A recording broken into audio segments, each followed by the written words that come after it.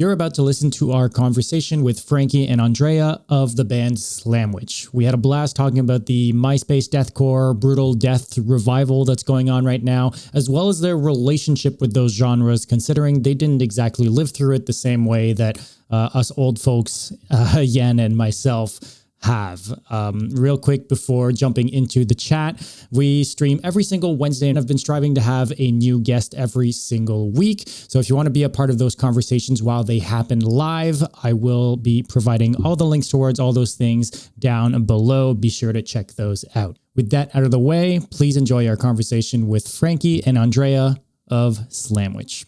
We have two members of the band Slamwich with us. How are you guys doing? Do you mind introducing yourselves and what you do in the band? For sure. I'm Frankie. I'm the vocalist. And I'm Andrea. I play lead guitar.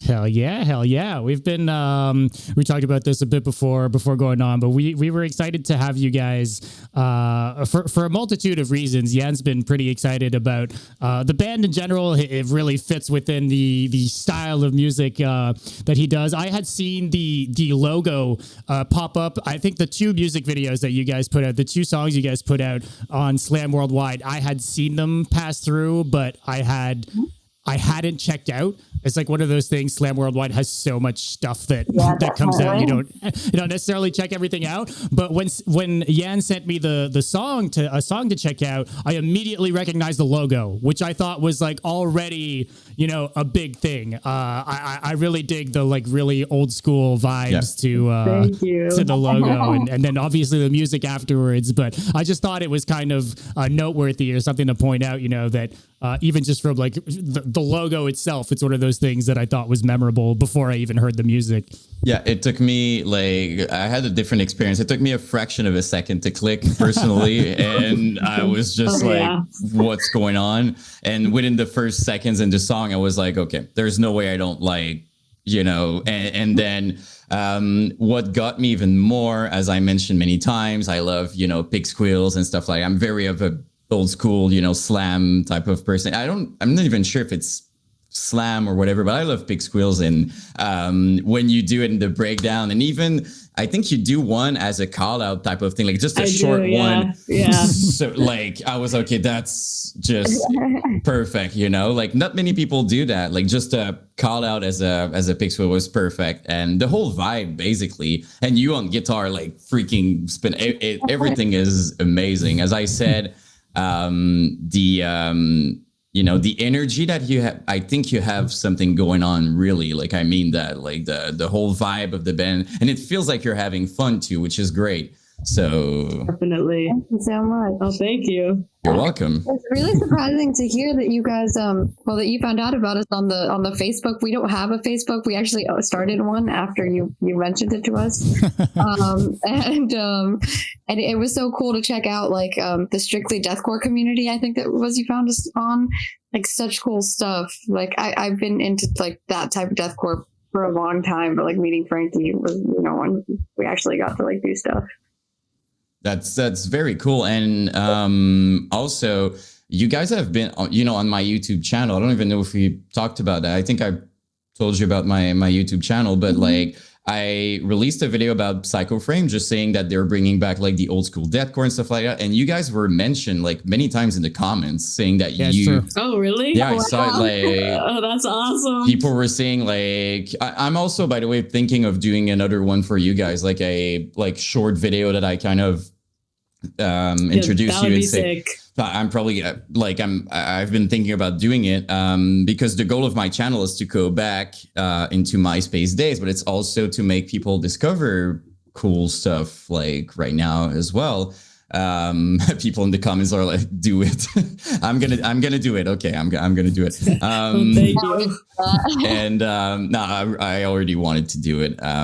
But yeah, so people were already mentioning, and even on Facebook and groups, first of all, I did it. I'll be honest. When people are looking for a suggestion, I'm like, I'm writing your, very often you and Psycho Frames. And it was cool to see your name coming up even on the 'cause channels. a lot of people were quick to on that Psycho Frame video to post like what other bands in this like in the like revival like deathcore like scene they should also exist. It's like, yeah, but there's not just Psycho Frame. Look at these other bands. Everyone was kind of like shouting out their bands, and your name, yeah, it came up a few times. Yeah, that's really good to hear. We love Psycho Frame too. They're so sick. We're so glad that there's like people just bringing back that sound, and that there's more bands that we discover each day that that have been around doing that sound, and also are like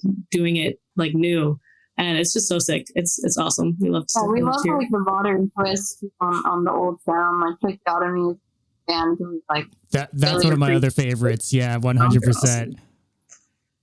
Yeah, for sure. I'm kind of hoping, by the way, like I just had this in mind. It would be so cool because on my channel, Dunn from Waking the Cadaver really looks, it's unbelievable, but he's looking at what I do or whatever. It would be so sick that I release a video about you guys, and at some point you would do like a collab type of thing with this dude.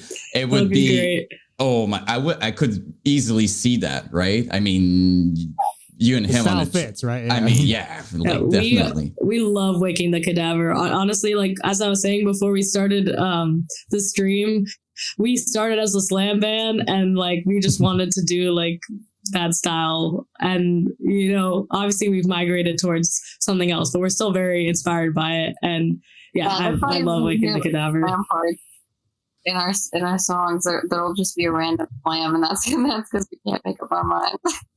Oh yeah, like I was every week I'm jamming with my band, and before starting last week I'm like, I have this friend who really likes slam and stuff. I'm like, you have to listen to this. And the part, I don't remember exactly when in the song, but like your super groovy slam part, it's kind of out of nowhere type of, like, it just like starts immediately. And my friend was like, he repeated it, I think like 50 times, and he was like, put it back on, and he would like just really, so like, it's definitely, I think the slam part in what you do is making you unique as well, because you're super deathcore classic in certain parts, but then the slam, like just the mix, I think is creating something very unique in my perspective.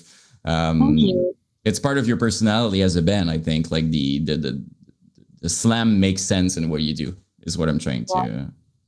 I think it comes a lot from our taste, definitely. Like we love the deathcore sound, but when we met, we were very into we were listening to a lot of Dying Fetus, a lot of Waking the Cadaver, and Frankie was getting me more into slam because I was always like a very like classics, like old school death metal type kid, and I was more into deathcore, and we kind of found like a common ground. Started writing music. We were just like, what sounds good, what's gonna make people like other in a mosh pit.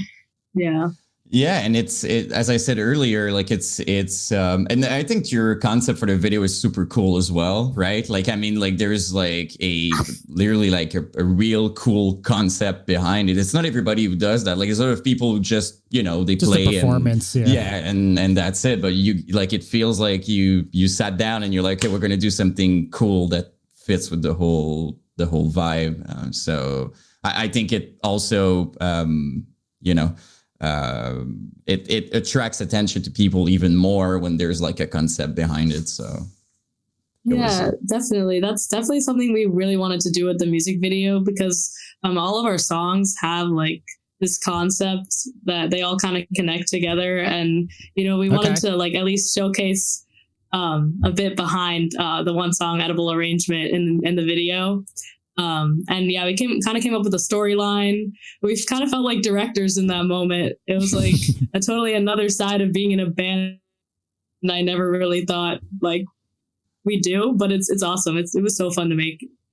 Well, the result, as I said, is really like the first time I watched, like I was just amazed, like, and it's always the same reaction, at least with my friends. They're always like, dude, this video is freaking sick. Like, there's like it suits the vibe, and also the artwork that you did, like the it's like on white, and there's like I don't know to describe it, but your artwork with like, I think it's on like Spotify. The basket. Like, yeah, it's so sick, so sick.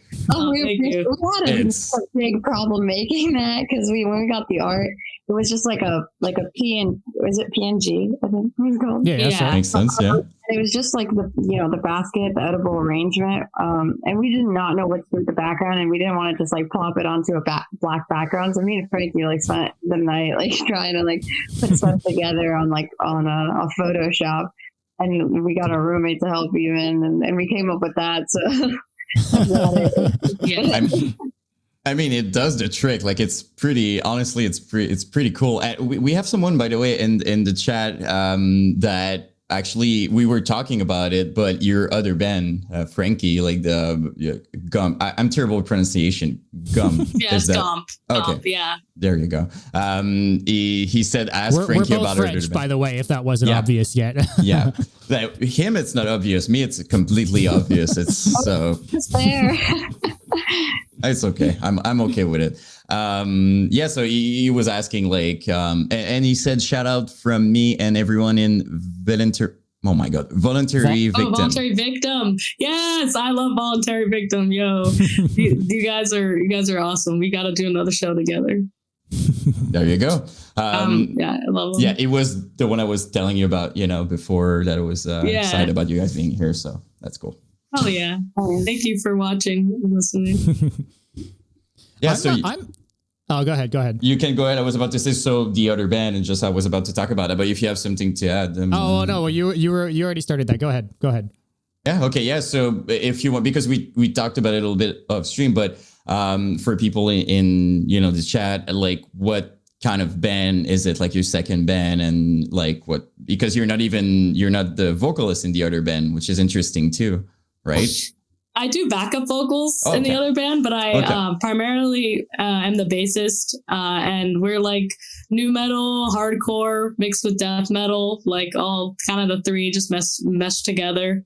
Kind of another revival thing, right? Yeah, a bit, definitely. I mean, our guitarist really wants to take things more old school, so that's kind of the direction we're going in. That's awesome. Yeah. That's very cool. Like, and it's another thing I've been extremely upfront with, like my love for new metal. Like I'm listening to very old stuff like Alien Taint Farm, and like I'm very, I love all that stuff. So there's definitely something special about like how bouncy it is, how like your head just has to go like that. And even people who pretend they don't like new metal, you put that in your car and you look at them and they're still going to be like, it's catchy. It's definitely a vibe. Definitely. And he said she kicks ass on vocal in the other band too. So thank you. There you go. So Dom, I'm letting you. Sorry, if I don't let Dom talk, I'm gonna do the talking the whole time. I'm too excited. We're chilling. I was just curious, I guess. Because we're like we've been toying with the idea. I've had the old men of deathcore as like a meme in my mind for a little bit. Like both of us kind of like lived through like MySpace and what that was back in the day. But I'm correct to say you guys didn't grow up through MySpace and all that, right? Like you guys are kind of discovering these bands more recently. Well, Andrea definitely has a different experience than I. Okay. But I definitely have fallen in love with them more recently. I didn't really quite grow up with the MySpace Deathcore stuff. Yeah. Andrea, you're a bit older than I guess. No, actually, we're the same age. But okay. I when I was growing up, I guess I started playing guitar really young, so I got into the deathcore pretty young. I think I was still definitely late to the scene, but my first record was like Hate. I picked it out of like Hot Topic, the Artist Murder record.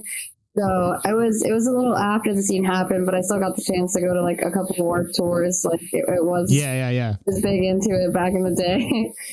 But I guess hanging out with Frankie and showing her stuff kind of like revived that full deathcore flame a little bit. Yeah. Going back and revisiting some of those albums and stuff with other people. Yeah, and I found a lot of like cool new artists that I like didn't know about that were maybe a little deeper than I looked for, like Resist the Thought, like just like 2007, like one-off albums type of bands, and it's really cool.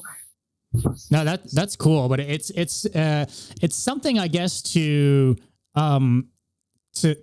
look at those bands and that sort of music through like a new lens as well, right? Like it's because at that point it's not really so much nostalgia. Like if you're discovering a new band from the MySpace era and stuff like that. Yeah. And I think for a lot of people in this, I'll say, I don't know if you guys use this term, but like the revival, like whatever this like revival deathcore scene is, like there are like a few bands in the deathcore scene that are like a part of that kind of movement.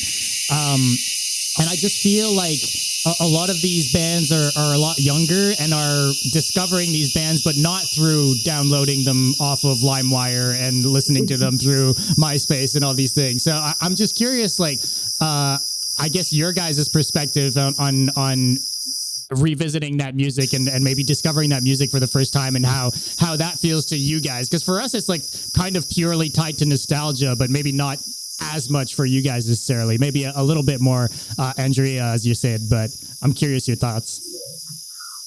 Well, I think like discovering new bands, I think what surprises me is like how melodic a lot of this stuff is. Like sure. How I don't know how to describe it, but it's just like there's this like relatability in all the songs that is very like, I never got it from a lot of other like genres. Like even now there's like nostalgia in the sense that like it does take me back, but I don't know. I'm just like learning a lot of new stuff about it, like a different kind of culture.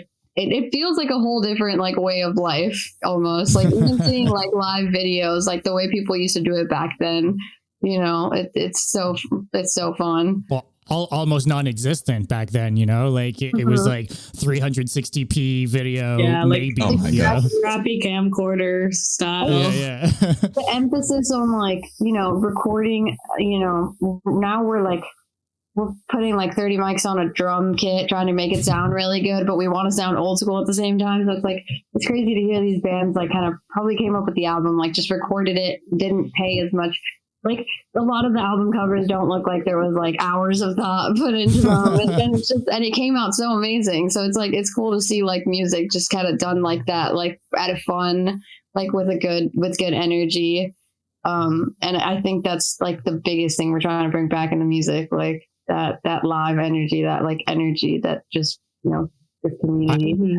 It's a very good perspective, if I'm honest. Like that's kind of what it was, if we're honest, because we're kind of old and we were there during that period of time, and it was exactly that. It was basically there was a more of a, not that today it's not like that, but it was almost instinctive. Like people were trying things, not really knowing if it would work or not. No one was really like, the word deathcore was there, sure, but it was so different from a band to another. No one really knew. And as a kid, quite honestly, the only thing I knew is every time a breakdown would play, I was extremely happy. And that was basically it. And a lot of different things were born. But it's cool to see your perspective, being able to see that, you know, the music made its mark, even if people didn't have all the, I don't know, the equipment, or most people, I'm not lying. Most people, it was like at their home, just trying stuff and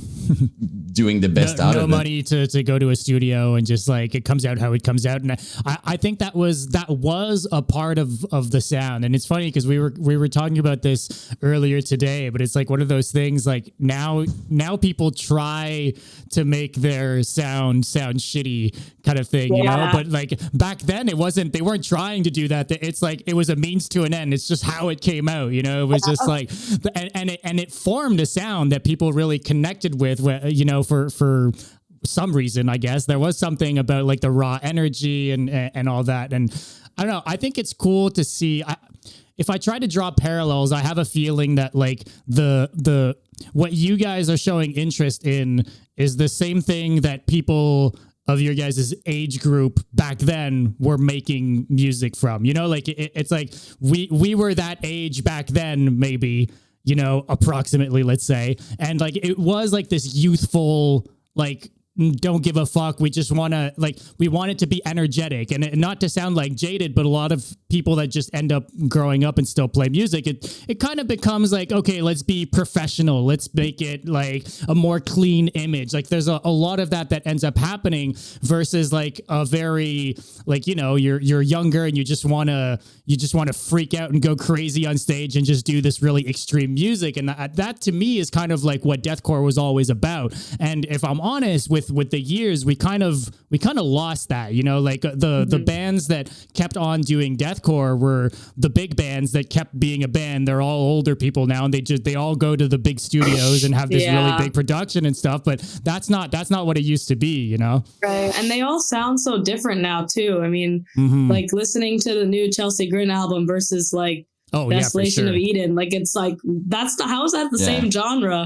Or like the EP, I keep talking about this freaking EP. It's like, to me, it was so freaking sick. I couldn't agree more. I guess I kind of get it though. Like with time, they're trying to like not reinvent themselves, but they're like, okay, we're gonna do something more mature or something. Maybe it's not because I'm not mature. I have no clue, but I really love the raw. Yeah, well, I know I'm not mature.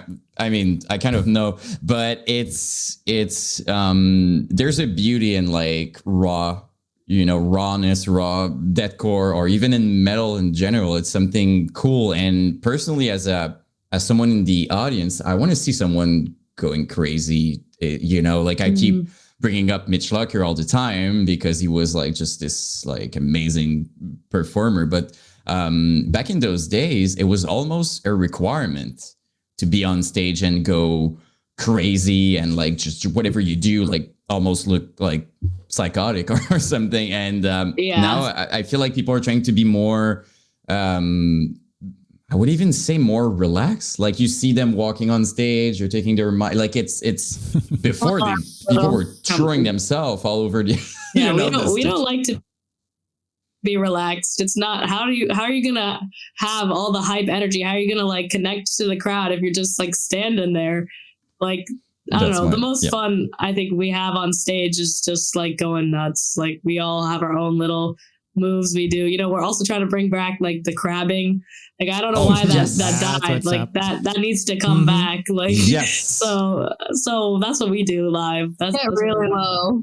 Oh my God. It feels like this band was creating for me in the audience. Like I feel like it was created for someone like me. That's all I've been saying. It was so cool to see these, but like for example, with the bass or the guitar, I'm also on the freaking floor and just like going at it. So sick. I agree. Got to bring the big fabric banners back in the back in front of the amps and shit too. Yeah, so sick.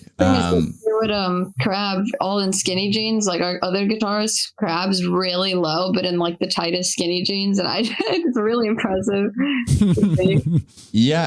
Having back in those days, I swear to God, like when you wanted to wear skinny jeans, you had to buy girl pants because it wasn't invented for guys at all. So all our band, like we would all wear that, and let me tell you, doing crabcore and girl pants and trying this out, it was a kind of a challenge. If I'm honest, we were still doing it, but I mean, for the bands today, it's probably a bit easier with actual pants that are made for them. Like it was so low that like my shirt had to be super long just to make sure I still have my pants when I'm playing. Yeah, just in case it rips at the butt. I mean, and let's be real, it was so tight, it could kind of easily happen. So did you have to do that, by the way? Like buy actual girl, like girls can Stitches, the like $15 like neon colored pants. There you go.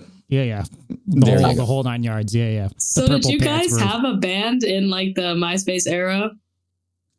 I did. Dumb did way more than me musically, though. Like, I was the guy who only wanted to do breakdowns and NLs. So the only thing I would do, I'm not kidding, like, we would only do big breakdown. Like, it was, there's a breakdown. Okay, another breakdown. It was only breakdowns and two steps with NLs, and we were extremely underground. At some point, we had a few sponsors and stuff, and we were talking with labels. But when you're two people in a band, it's not... we didn't have a lineup. I was in a small city. Dom knows what it is when you're like, it was close to Montreal. There was a lot of people there, but outside, so I didn't do that much in music, more underground projects. But Dom, though, as much as he's not all talking about it that much, he toured and he did something, pretty cool. Yeah, yeah, but most of that was all like, I'm kind of like post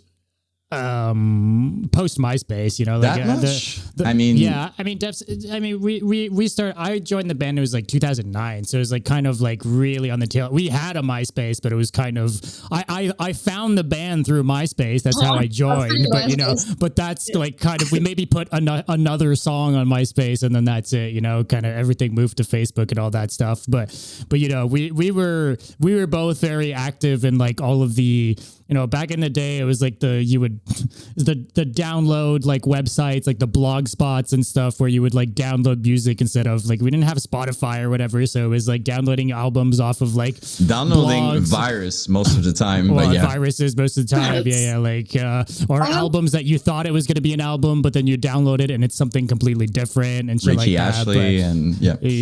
So it was like kind of like, there were like forums and stuff like that we were like super, I've always been like a big lover of like deathcore ever since the beginning of it, and Yen as well. But yeah, music came a little bit later. I didn't really play an instrument, so it was like at a certain point I was like, okay, I can scream into a microphone, but that was a bit later. Yeah, but 2009, to be fair, like, and I'm in a good position to attest that, because my whole channel is about, the years and all that. MySpace, 2009, it was still thriving on MySpace. It really ended up more in 2011, 2012. It's kind of weird to say that, but pretty much all close to when Mitch passing was like where the switch to Facebook was basically done, and everything kind of ended by itself. Like MySpace was just nothing. You would go back, the songs were not, it was broken basically. So but 2009, dude, you were kind of it's fair to say you were but like I vividly remember like when I moved to Montreal, I tried meeting people living here through MySpace because it's all I knew, like from back where I was from, like the friends that I had made there, I had made them through MySpace, and I made a few friends in Montreal through MySpace. Actually, I met my wife through MySpace. That's amazing. and but how many years? It's been that you're together. I'm always impressed. It's sick. Yeah, we're going on 10. We're going on 10. But I met her. Yeah, it was still MySpace. So it was like 2008. I met her. So it's been a minute. But yeah. So I met a few people like that on MySpace. But it was very like people weren't checking in on their MySpace every day. It wasn't like before. Like bands would still be on there because it was the thing that people did. They would keep it up and people would be on there, but it was way less active for sure. Oh, okay, yeah, you're right. No, in that sense, yeah. You're right. Like I wouldn't consider my band like a MySpace band in that sense, like, but yeah. No, okay, I get I get what you mean. I remember like MySpace 2007, it was really thriving though. Like MySpace, sure. It was crazy. And when I did try to do some music, we were tuned the band, as I said, but back then I didn't know how to play an instrument, but yet my position was guitar. So I would just try. Yeah. And even then you need to do it properly and it sounded terrible. And my friend wanted to be a vocalist, didn't know really how to do vocals. It was like, I wish I could have like some of those songs. Well, not really. It's probably completely terrible, but just to be able to hear that. But that's what I kind of miss about MySpace. Like you would have those people just trying out things. Like you would see, I remember seeing bands like Broken Side. It was this rap project with to your point, I remember maybe I did kind of have a MySpace thing. I did a Nintendo Core band. Oh. What? That's really cool. No instruments, just like Digital. synth programming and me screaming on top of it, but like recorded through a webcam. That was something else. So I guess a bit of a MySpace band, as MySpace as it gets, I guess. That's MySpace. I have a question for you guys. Sure. What would you do to record, like, do tabbing and stuff for guitars? Like, what would you guys use? You mean back then, or like right now if we do music, like, or like back in the day, like what would you Guitar use? Pro in both cases. It was still Guitar Pro. Yeah. Guitar Pro is super old. It was, but if we had more, like, I mean, the same websites too that we. Well, I mean, that would be to learn a song, but yeah, to tab out songs. I remember back in the day, it was Guitar Pro too. The problem though is that the sounds sucked ass. Like it was terrible. Like it's been a long way since then into better sounding Guitar Pros. Like it was like the classic back then. Like we would make songs on Guitar Pro and then we'd send it off to the other members, and it'd be like, you know, you have to kind of like imagine it, you know, because it would just be MIDI, you know, it wouldn't like sound at all like a guitar. You'd have to like imagine what it would sound like as a guitar, you know, especially like chords and like breakdowns and stuff. You'd be like just like robotic like sound. Yeah, I found out about this thing called Power Tab because I'm a big fan of Necrophages. Oh, sure. And I like saw an interview with Christian Moinzer, the other guitarist, and they said they were using this thing called, you know, Power Tab, and I like downloaded it. I like pretty sure I got a virus. And I tried out like writing some of our songs on it, and it was so bad. Like it was really bad. I'm very grateful for Guitar Pro 8. Yeah, for sure. It's I don't know.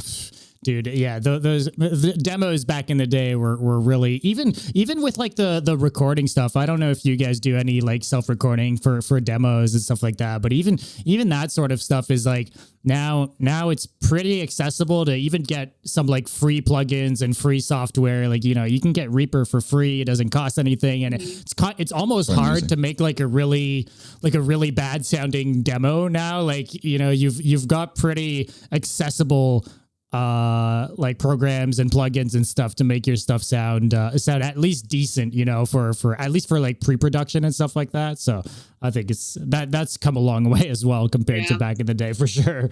I definitely feel like a lot of bands now, at least I could say maybe us included, are trying to get ourselves to sound a little bit shittier considering all the like technology that we use to like make our songs and like record our music. But like, I don't know. It's just funny that people are trying to, you know, make it shittier instead of, you know, more modern. But that's the sound. That's the vibe. That's what we want. It's the vibe. Exactly. Yeah. It's a part of the identity, you know. It doesn't, I mean, I've got examples of songs that, like, you know, they came out with like two different versions, and one of them is a way rawer version than the other. Sometimes it's like a demo versus the album version and stuff like that. And a lot of the time, most of the times, like that raw version is usually, maybe it's not like better per se, like it depends what you quantify as better, but for sure most of the time it sounds heavier from like in the rawer, more demo-y version. Like that happens a lot.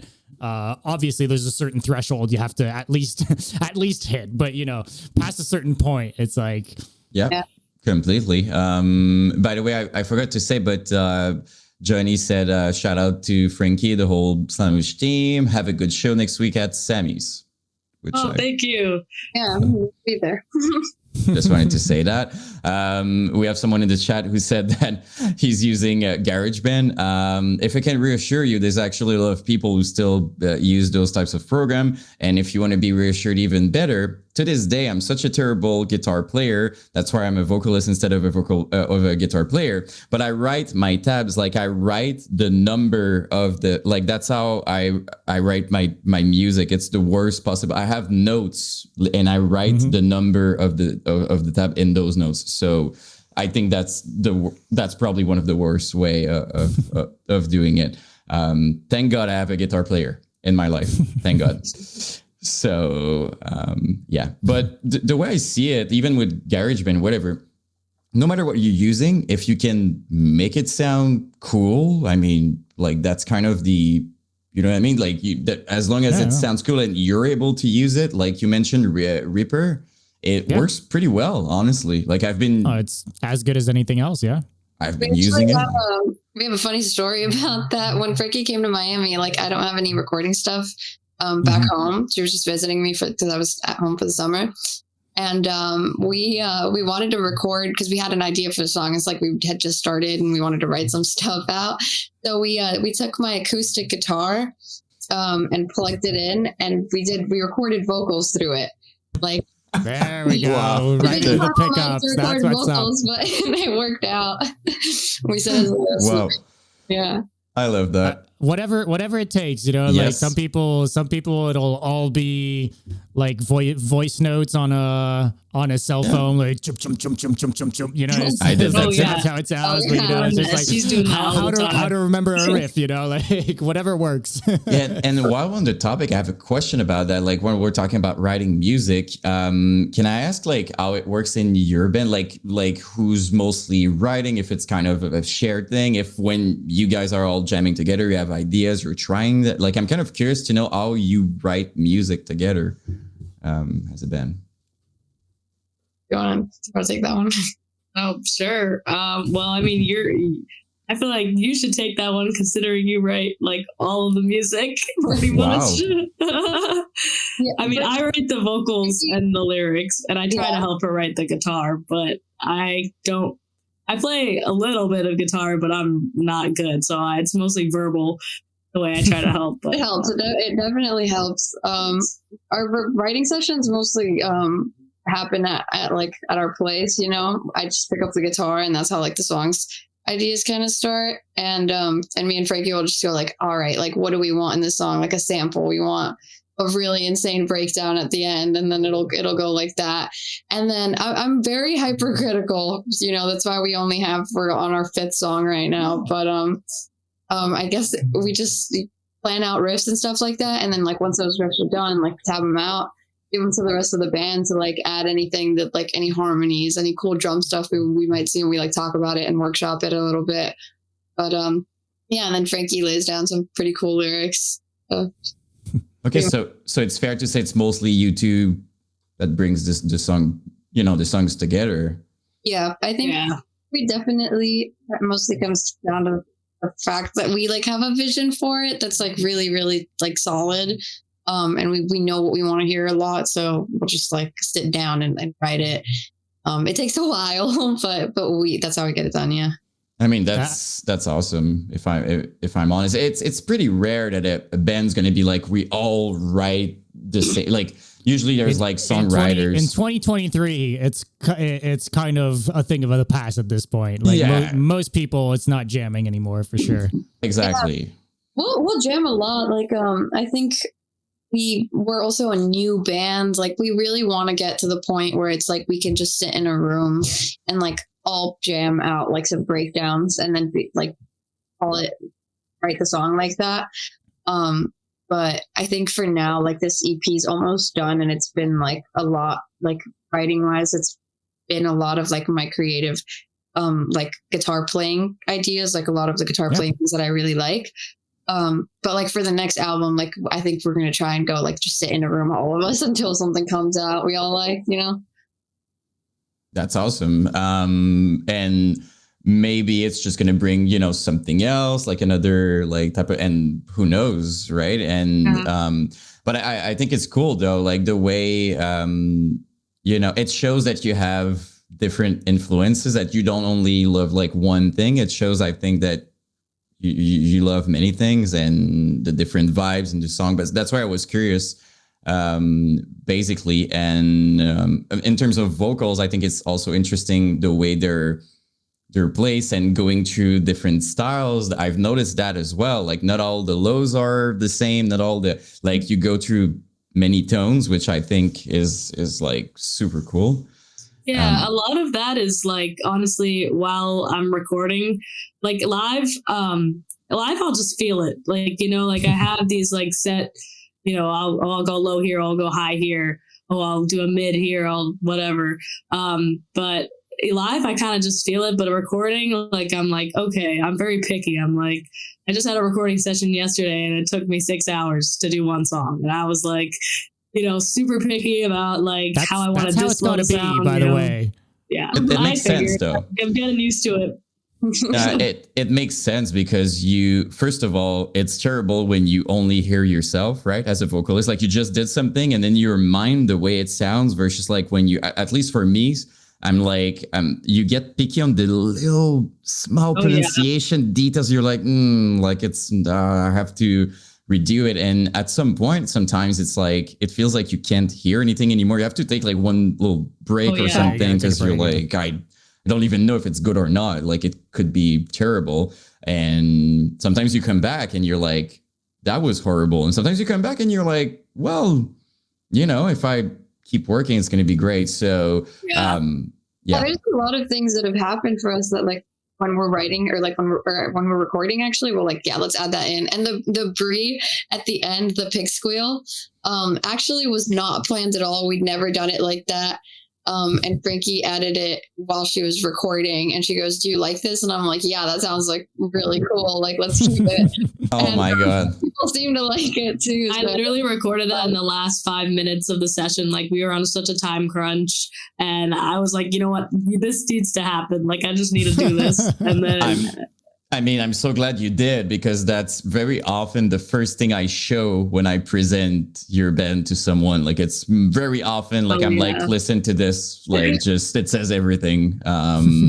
Like the whole time I was listening, like the call out you did, I was already like, oh my God, like just a little, pig squeal to I was like, and in my mind for the rest of the song, I was like, please just bring it back towards it. So when I heard it was like, I was like, okay, there you go. I'm sold. Like I think we heard, I showed it here while we were like, okay, yeah. So I was like super excited. So it's definitely, I think those little moments, like this little thing that you add at the end, it wasn't supposed to be there. It just adds to this, energy and rawness we've been talking about. Plus the story, it's always cool to know how it was. I'm sure we would ask, like, for example, Dunn from Waking the Cadaver, and I'm pretty sure a lot of stuff that we think was like super planned out, maybe it was just improvised on the spot and it was good. And I think that's the beauty of just, an idea that you have in your mind, you do it, it's great. And I think a lot of the creative, like sparkle, I guess, like the pizzazz of the song comes like last minute when you can hear the song almost done and you're like, oh, it's missing this one thing.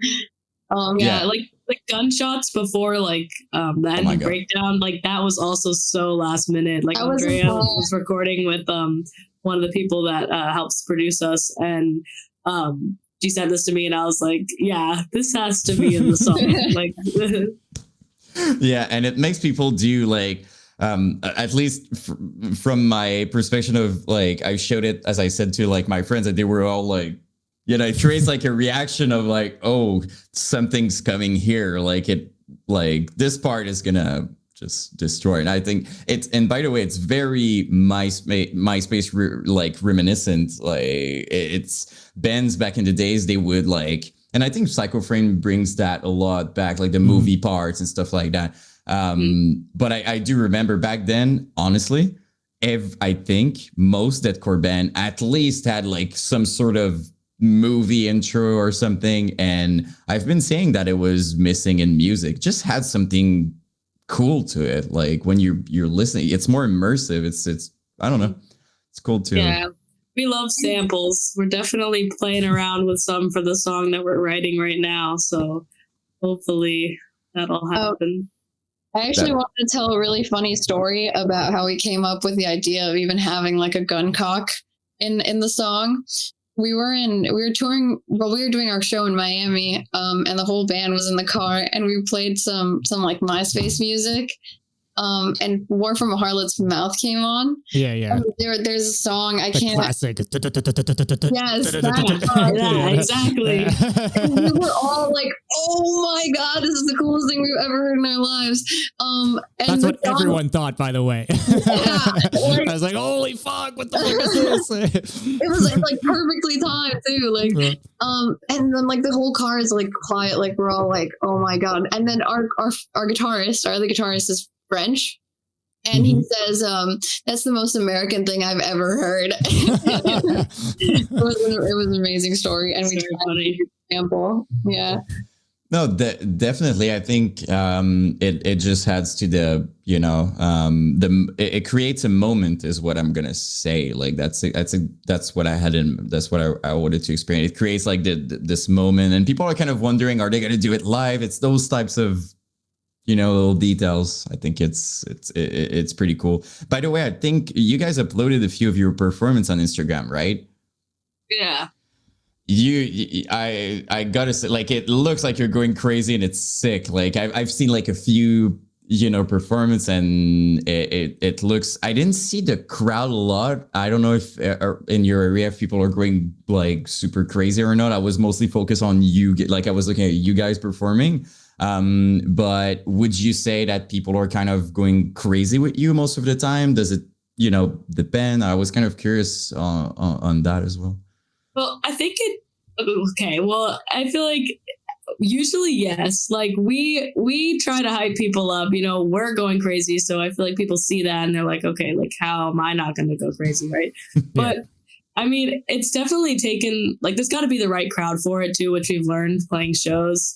Like some crowds just like don't want to, some crowds, but we try to perform the same way to every crowd, because, this is our performance. This is what we're here to do. Like, we don't want to have less energy because the crowd's giving us less energy.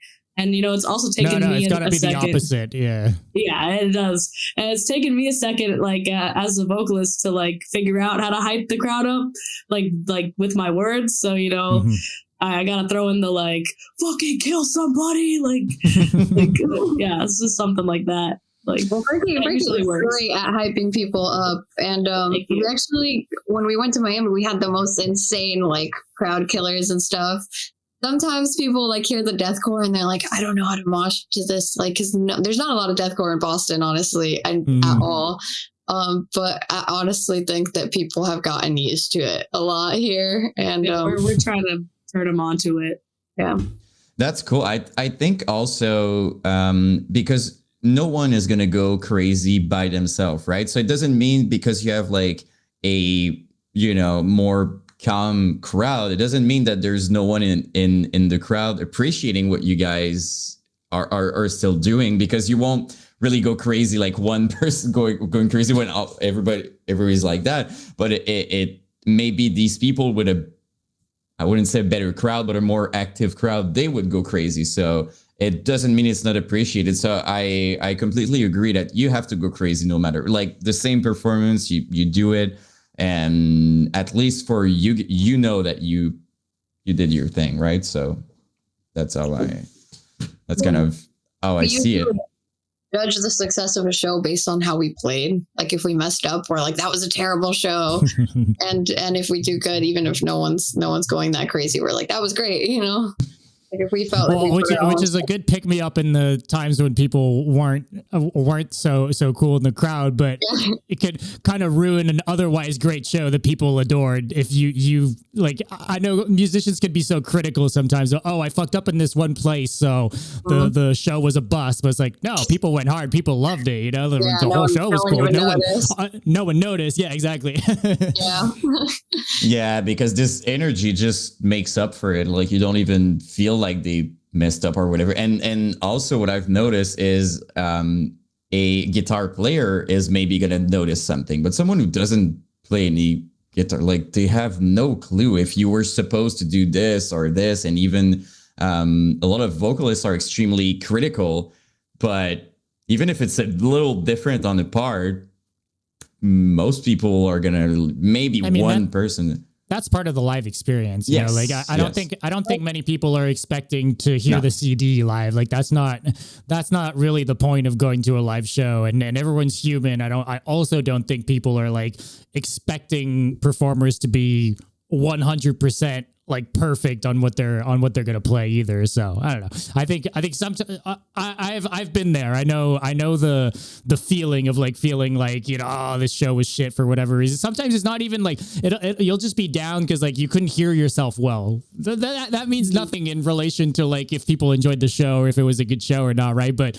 it kind of puts you in a mood and you're like, oh, this show was shit, you know. But yeah, I feel like sometimes when you notice that like something's too loud or something's off in the performance, it like tends to like affect like at least me mentally during the performance. I'm like, this is not sounding how I think it's supposed to sound. And you know, that can definitely be stressful, but you just gotta power through. You gotta just bring the energy no matter what. That's the difference between like a pro or like amateur. You know, you'll know immediately, you know, if you're watching someone play and you visibly see that something is affecting them. You know, like as shitty as some scenario could be, you know, sometimes it's just like you got to learn to suck it up and like you just plow through it, like you said. I don't know. It's just one of those things, I guess. Yeah, especially because in heavy music and in music in general, especially for frontmen, like you really need confidence to back you up. So if you start doubting yourself, like people can feel it quite pretty fast. Definitely.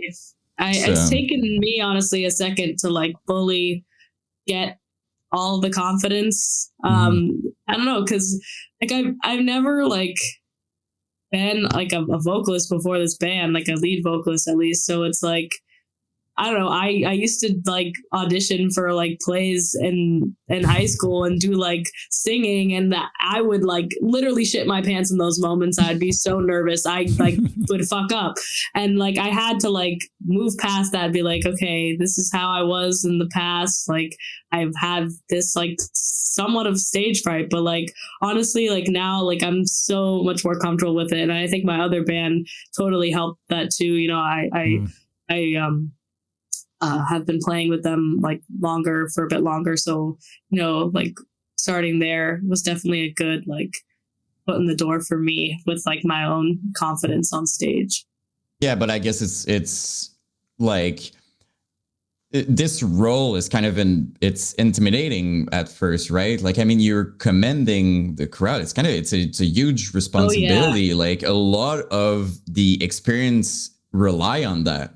And definitely. So when you go on stage, it's not like you cannot be like, oh, I'm not in the mood, so I'm just gonna chill. Like it's not something you can do. Like you have to commend these people and show that it's your, like, well, of course as a band, but I mean like you feel it, and it's but it's easy from the outside, but things happens in life, right? Sometimes you have a performance in a day that you have a lot in your mind, and so I feel like those challenges, you don't really see it if you don't really experiment it. Like as a fan, I don't think you think about those things really. You're just like, oh, it was a good show, and first impressions goes very. I mean, like if someone is in their mind, they saw a band and they're like, no, didn't like it. It's very difficult to come back from that. Like in their vision, they're like, I didn't like it. So that's why I think you always need to perform like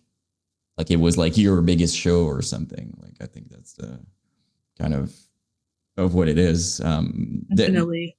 I don't know if I asked you that. Like, were you extremely nervous before going on stage, or it was like after it? I mean, obviously when you started.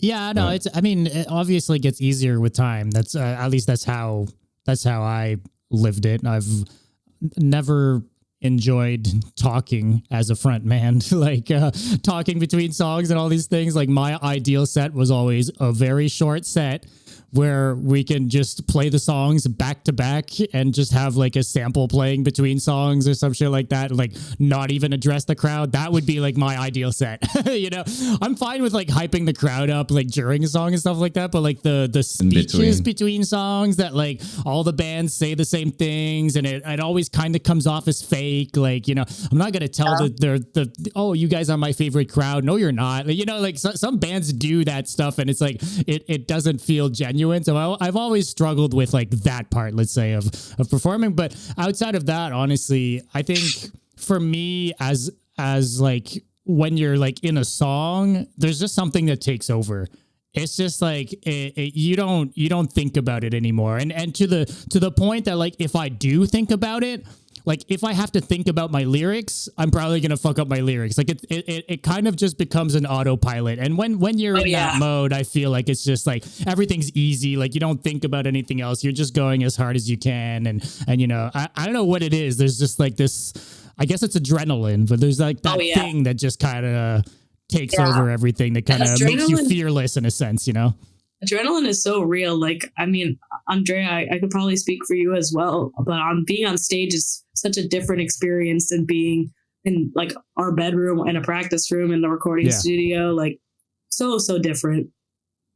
Yeah, it can like fuel you and like the whole show feels like it went by in 5 minutes. Right. Yeah. Yeah, and I don't remember which, but I know like it was like a big band. I don't remember if it was like Mitch who said that or whatever, but I remember someone said like, if you're not nervous at all anymore, it kind of means that you don't care anymore. Like you have at least a little nerve, even after years, you have this little feel when you go on stage. Like this will be TMI, but I would consistently get the nervous shits.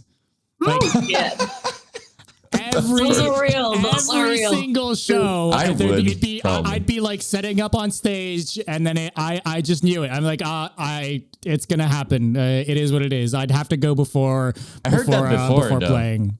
I really heard that before. I wasn't like particularly nervous, but it was just it just became a thing. Maybe I was anxious about it, and I was just in my head up at a certain point, but it was real. Yeah, no, those are definitely real. I haven't heard. Frankie, does this happen to you? Yeah, I can confirm. There we go. I think it's a frontman thing because I've never heard like a non-frontman like say the same thing, but I have other people I know that it's the same kind of thing. Yeah. Yeah, I mean, one of our shows on our like most recent tour, like our someone who helps out with our management, who's also in like the vocalist of the band we were touring with, was like talking to me about it too. He was like, I'm nervous, like I gotta go. Like I was like, me too, bro. Like that's so good. We have a question. I think that's pretty interesting. He was asking if you have any influence from other like girl vocalists, like in the scene that inspired you to like, you know, to be in a band, and do they hope to inspire more girls in the scene? Yeah, okay, so that's the question I want to ask also. Like, do you is that a thing that would make you happy to know that you inspired more girls to go in bands and take on and stuff like that? Yeah, I mean, I definitely would say so. I feel like I just want to like normalize it. Like I want people to see us on stage and not like be like, oh, those are two girls on stage. Yeah. Like I want it to feel like we're just people making music. Female fronted band thing, you know? Just think that it's just they're a band and that's like make it normal, basically. It should be. Exactly. But as for inspirations, Cheney Crab from Entheos is a big inspiration of mine. Like, you know, I saw her on tour with Archfire, and I didn't know who Entheos was, and then I saw her go on stage. I was like, "Oh my god!" Like, yeah, she rips. She kicked She's ass. A monster. Yeah. She's so good. Yeah.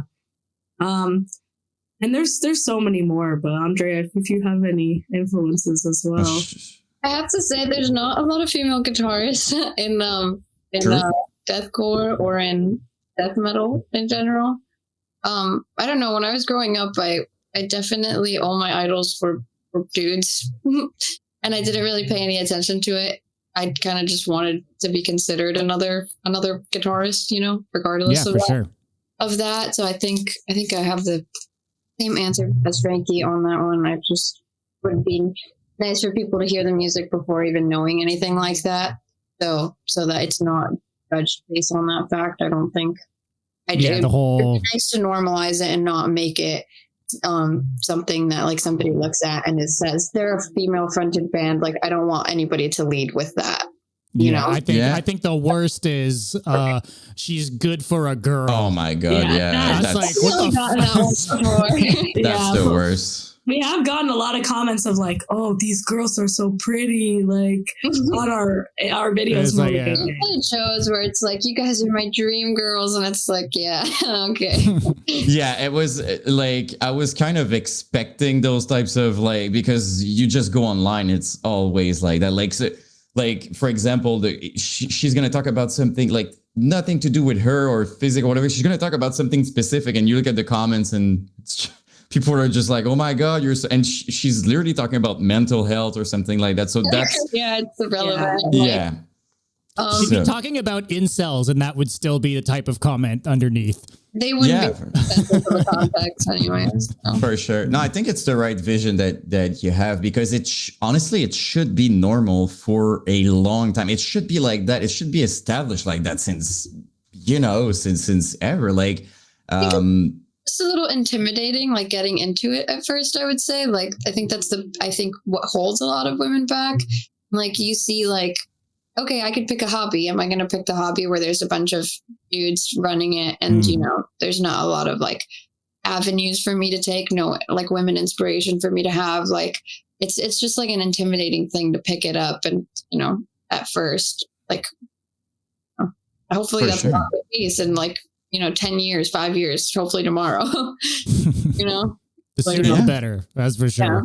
Yeah. But I think by doing what you're doing, it just think it's normal doing your stuff. That's how things get, at least if you ask me, that's the way it's improving over time, because as we're talking about, like, if we make it a thing, if we make it like we're just talking about, it makes it worse basically, because everybody focused just on that, and then it's worse. But it was one of my question asking if it was like a different experience for you, or if you had bad experience, like, because of that was one of my question, because I was hoping that you would be, you know, welcome just as a band and as artists, and, you know, that's it. So I think it's important.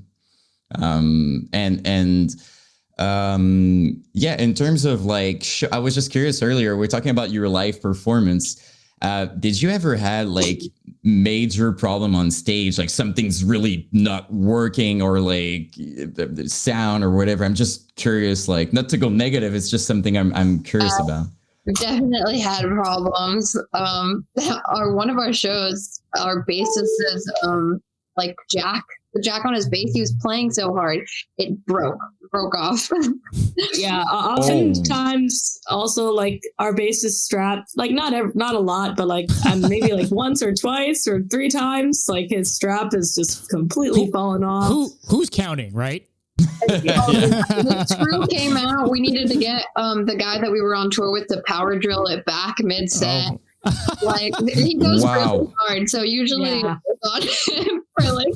it's like he's doing it on purpose, honestly. Like, not on purpose, but like he's just going so hard that just happens. It's a good reason, if I'm honest, though. It's a really good reason. Like, it's the first time I hear that personally, so it's pretty.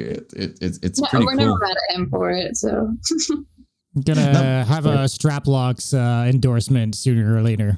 Yeah, you know what's the most embarrassing I've seen for people live? You know, like with the twist of guitar, like there's so many people that it goes terribly, and it's just like the guitar goes everywhere. And even I was playing a show back then, and my guitar player got stuck. So like the guitar would turn and just it was like stuck on him. And I remember being on stage and feeling bad, because what do you want me to do? Like, I'm playing, I don't even know what I can do. Like, I'm just like, do you need help? I don't know what to do. And it took kind of a long, like, it was really messed up. So, like, by the end of the song, he was kind of okay. I was like, oh my God, poor Poor guys. So it's I think it's one of those things. That's the reason why you're nervous, right? Like, it's like, if you would know that everything would be fine, I don't think you would be that nervous to go. It's to make sure that everything is fine, that you hear yourself properly. And a lot of venues, people told me that you barely hear yourself and stuff like that. So I was just curious but that's a good, going too hard to me is always an amazing reason to break something. So I've seen drummers too that goes too hard on, like, they're breaking their cymbal, like, live. It's breaking, and you see just him, tossing things around and keep playing while he's breaking stuff.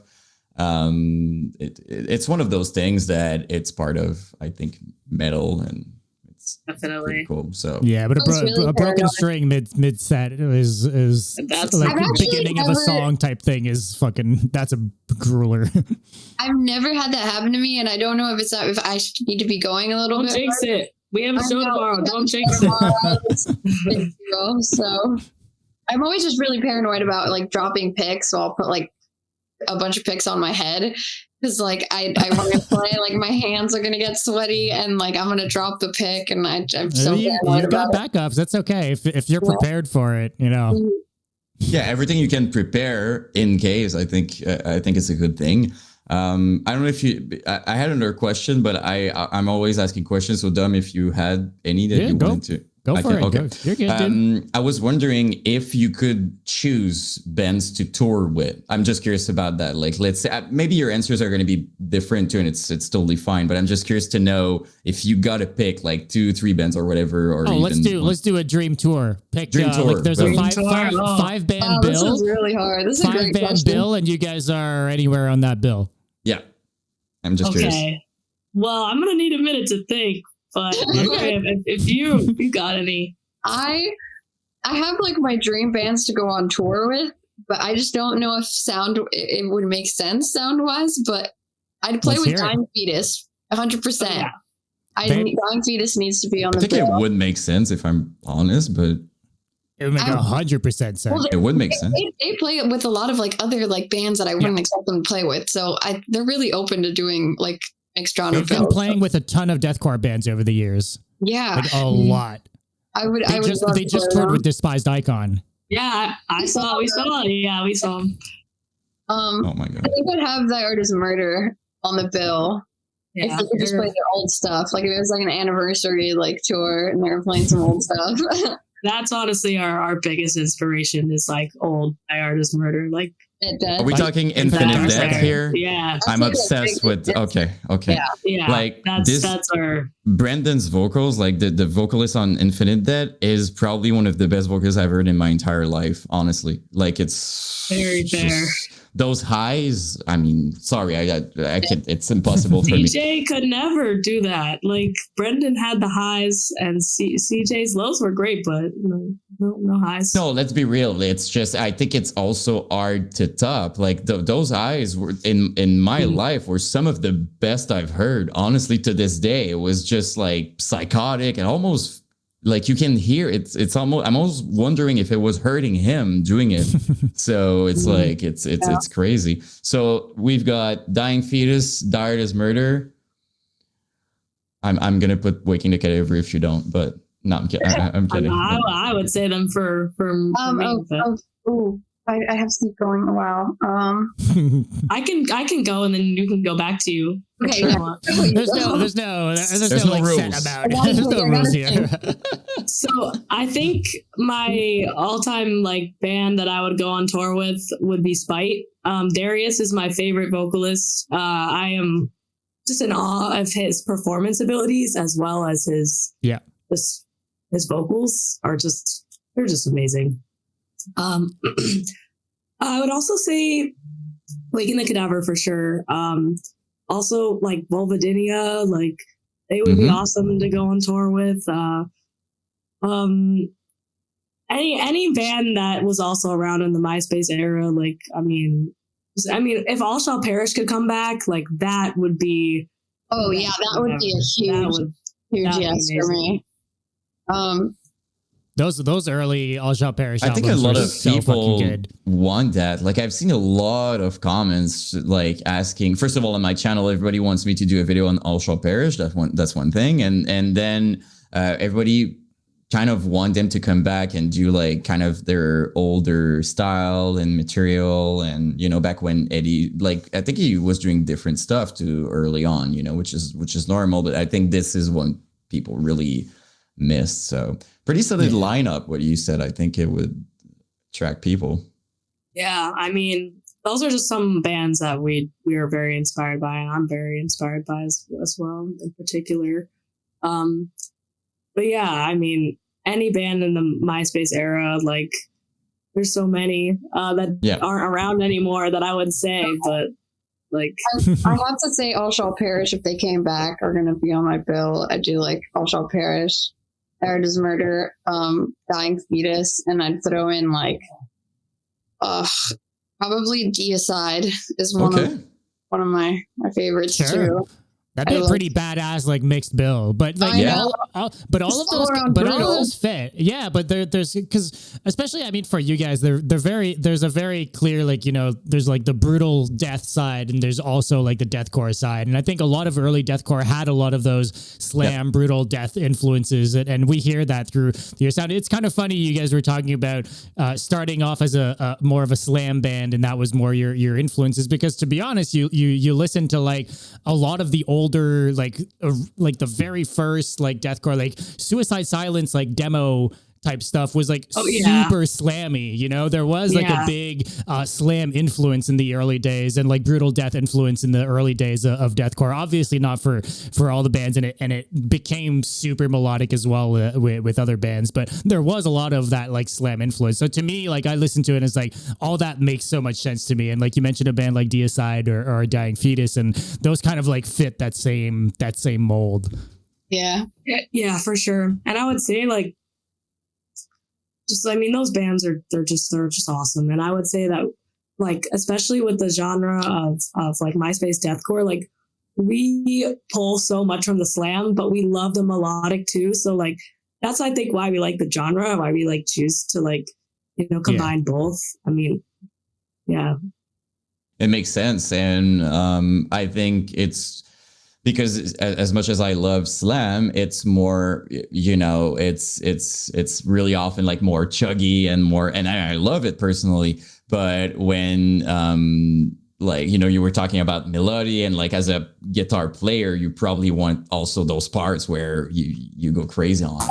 The schizophrenic stuff. The like you don't like everything is happening one after the other.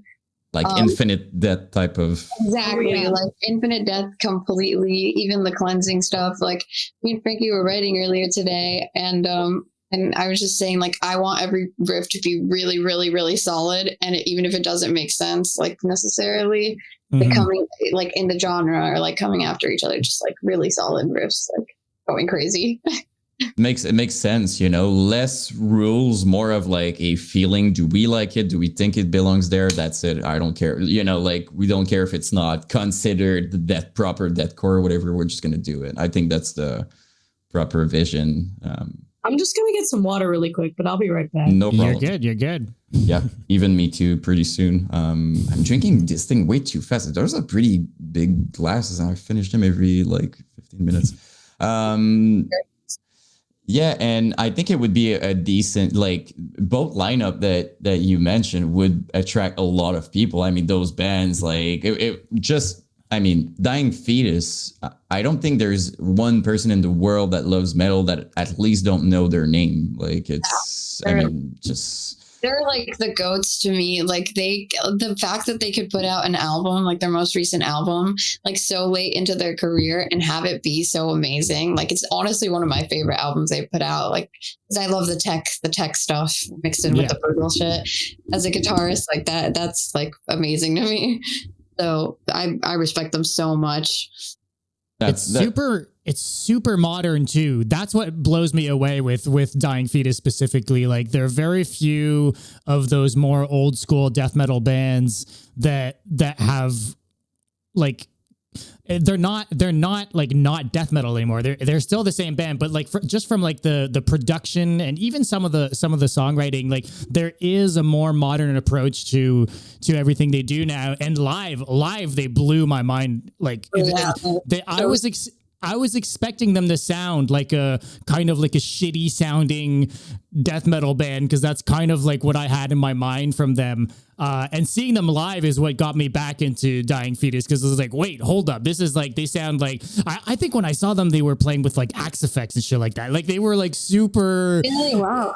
It's just, I don't know. They've like kind of like kept up with the times, I guess. They've like haven't been afraid of like doing more modern stuff. And yeah, and I have to give that to death metal, because if I'm honest, I'm always, as I said, I'm a breakdown dude, and I love like but there's certain bands like that. When I saw Aborted live, I was like, Aborted are amazing. Oh my God. Like they really go crazy. And this frontman, honestly, like he was just like going everywhere on the stage, pretty big stage. And he was just like taking the show. It was amazing to see. And it took me a long time to realize that a lot of parts can be as heavy as a breakdown, but just differently. It took me a long time to in my mind, it was like breakdowns are heavy, the rest are less heavy, until I realized that's not it. It's like everything can be heavy depending on the context, how you made it, and you know, the momentum of it.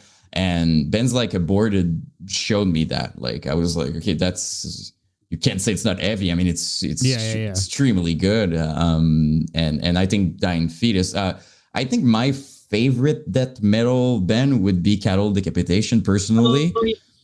I just saw them on their tour. They were so awesome. Oh, lucky. I haven't seen them in a long ass time. Oh my God. Like I don't even know how to describe them, but those like kind of singy, weird, distorted, like vain vocals that he does. Like, those live were insane. I absolutely loved it. I was about to ask you that, if he was nailing those live, you know, like because it's so good. Like the last album they put out live. Probably. I mean, what'd you say? I'm sure those parts sound even cooler live. Oh yeah. Because he goes nuts on stage too, and I know he's not the type of person to necessarily like replicate exactly the same thing as like on an album or whatever. And like he's such a great vocalist to begin with that like I'm sure live like those parts fucking are awesome. Yeah, they're even cooler live. His high vocals too, like the like he just can go. He just has such a range. It's really impressive. Yeah, and they've been around since a long time too. I mean, they've been doing it for a long time. I've seen some old interviews, like, and super cool guys too. Like I always watch like Garza's podcast and stuff like that, and you hear them talking super.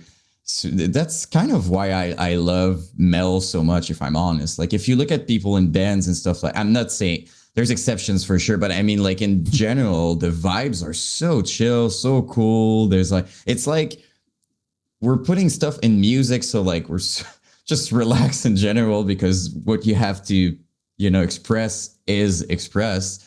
And Cattle Decapitation, super brilliant, super cool dude. I think it was with the vocalist, the interview, and he's so talented. More extreme as they've gotten older. It's insane. Like that's like the opposite of most bands, if we're being honest. Like there's like certain extreme bands like that. Like Archspire is a great example of that. Oh my God. Just certain bands like that you can tell they're like never gonna regress. They're just always looking to make it more extreme. But then every time you're like, how are they gonna make this more extreme? Like what the fuck are they gonna do next? Like Archspire is one of the most impressive thing I've ever heard in my entire life. Like, I mean, everything is outstanding. Like the vocals, I'm like, how can you even? I don't even understand how he has like the ability to go for that long. Like the rapping, like how like big of a breath does he have to take? Like I'm trying to know. I don't understand how he does, and like he's cutting word in half, and just like I don't understand what he's like, how he's doing, and all their music. I mean, what kind of drummer can play this stuff? I'm like, insane. That dude's insane. Yeah, the guitar work on it is amazing. I'm actually at my boyfriend's place, and he has Oh, wait, I can't realize it's inverted. So, there's I see it. Yeah, the poster. There you go. Yeah, Am I wearing? I'm pretty sure. I don't know if I have my. Yep, it's my Archfire shirt. yeah. So it's my favorite. It's the shirt when it's written "Drone Corps Aviator" in the back. It's so freaking good.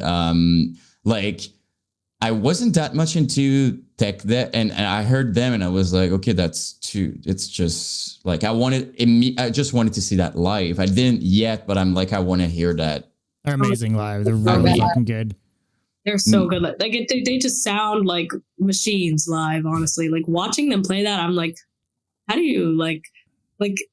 It's really baffling. Honestly, it's so cool. I wouldn't have been surprised. It would have kind of been my expectation for them to not be tight.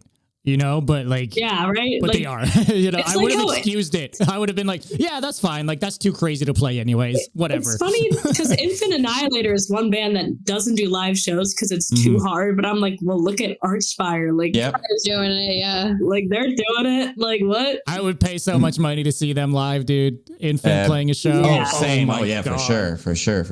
I'm not sure. Maybe one day, I guess. Maybe. Dude, because there's a lot of sell the fuck out. Oh my God. Man. Sold out immediately. Like the second it's announced, it's sold out. Like I'm pretty sure people would, I'm not kidding. I think some people would travel just to see it like outside of their place. I'm sure. And like, I mean, there's a lot of traction around them, even if, you know, I think even if they're not releasing anything for a while, people are still about them. Like it's still like a thing for a while. Dicky is like, of course, as a vocalist, it's just he's nuts. I mean, just I know he went on tour with Necro Goblicon, which I thought was really funny. Yeah, that was like an odd pairing. It's such a weird pair, but like it works. I mean, he's clearly able to do that type of gig, right? But I wouldn't have like expected him to front a band like that. No, definitely not. I was like, there was a funny moment when he was on that tour. I was talking with someone online, like she's a online friend or whatever, and she knows him, so she went to him, and I received randomly like a video message of him talking to me, and he's like, "Hey, dude," he just told me like something like, "You sexy ass motherfucker." He told me something like that, and I was just like laughing, and he's like, "Keep killing it, man," but he looks like he has such a cool, like relaxed vibe. Like you can just tell it's and I don't even know how he does these vocals, if I'm honest. Like I have no clue. Like those sounds are just doesn't sound human at all. So no, not at all. It's so cool. I mean, I don't know where it's coming from. Like it's just. I know, like maybe he should do a tutorial or something. Like that would be great. Like that would be. I think people would actually very much like if he would even give like lessons or stuff like I think it would work like super well. He does a lot of stuff on Twitch. He does a lot of his like recording sessions and stuff like live on Twitch, which is kind of cool to see. Just to see the process and kind of like what it sounds while he's recording and stuff like that. I think it's cool. I gotta tune in. I would really love to see that. I didn't know that was a thing. Yeah, it's Sir Dickel. He's got like a weird a weird name on Twitch, but I'll link it to you afterwards. Thank you. Yeah, of course. Yeah, we have someone in chat who said that Archfire are very goofy people. From what I've seen, it's true. Like they like to those are the people that I like, by the way. Like every time someone is like kind of goofy, like even Dicky is like, you know, like he's messing around, making jokes. Like it's impossible not to like someone like that who's not taking themselves too seriously, who's able to like laugh at themselves. It's like, for me, it's instantly I'm like, okay, I like this, like them even more. So it's, and from what I get, Dicky really seems to be like that as well. So even when I saw Lorna Shore last year, as Ingested, by the way, another freaking sick, but Ingested are like crazy. I don't know if you guys like listen to them or whatever, but they're so cool. They're so good. Incredible. And even live, I was like, shocked by this guy's vocals and how they play and everything, like just crazy. And as Ingested was playing, Will Ramos was on the balcony shooting nerfs at them as they were like playing. Yeah. So it was the last date of tour in Montreal. Yes, it was their last date, and I wasn't sure if it was Will at first. Like he had like his hoodie, and he was like this, and I was like, "Is that Will?" I think he is. At some point, the security guard didn't like roll up on him. They didn't do anything, but at the same time, I think it was easy to tell that the band was just laughing as they were playing. Yeah. They were just like, so there was no. But this type of moments helps you, at least for me, helps connecting to a band even more and like them even more when you see stuff like that, And you spend so much. I'm guessing they spend so much time together on tour. It has to be like that. If it's not, it would be probably extremely heavy or boring. Like, we need to really like each other. We're kind of trying to make a little stage gimmick right now. My sister got me the game Slamwich. There's this like little card game that's called Slamwich. We didn't know about it. Really? Okay. We're gonna come up with some little stage gimmicks soon. That's awesome. Yeah, when you look up Slamwich, it's that definitely comes up. It's funny. I'm trying it right now. I'm not even. Yeah, you guys should Google it. I'm Googling it. I'm not seeing. I'm seeing you guys, which I guess is a good thing. That's good. Yeah. We're very glad you're seeing us, not the game. But if I'm honest, I think I'm getting the game. But I don't see it once. I see their Instagram first, and then their YouTube, like Slam Worldwide video. It's a good thing, though. Apple Music, SoundCloud, the other music video, Metal Underground article, Reddit. It's even sold on Amazon. This game. Okay, this is a pretty popular game, though. It's sold on Amazon, and like, and you guys didn't know before. Oh, wow! No idea. About it, and we were like, "What the hell is it?" And then we eventually looked it up, and we're like, "Oh my god, we got to do something with that." We knew about like the Denny's a menu item, the Grand Slamwich. That didn't inspire our name. I kind of came up with it like separately. But like then anytime like someone we know goes to Denny's, they like take a picture of the menu. They're like, haha. Yeah. Okay. But for some reason, I like the name even more. Like I'm looking at the game right now, and I'm just like, I don't know. It's perfect. I don't understand. I don't know what game it is. I've seen that before. Yeah. I think I did. But it's probably old. We haven't figured out how to play yet, but yeah, we gotta do that. The fast flipping game. After party tomorrow night's show. Yeah. Party game. I love how weird this game looks. It's like the weirdest game I think I've ever seen, and like I love like board games and stuff, but I don't understand what it is just by looking at it. None of us do. Yeah, I read like a rule book. Yeah, the cards are like pieces of bread. That's so good. But that's awesome. We're new merch. We should.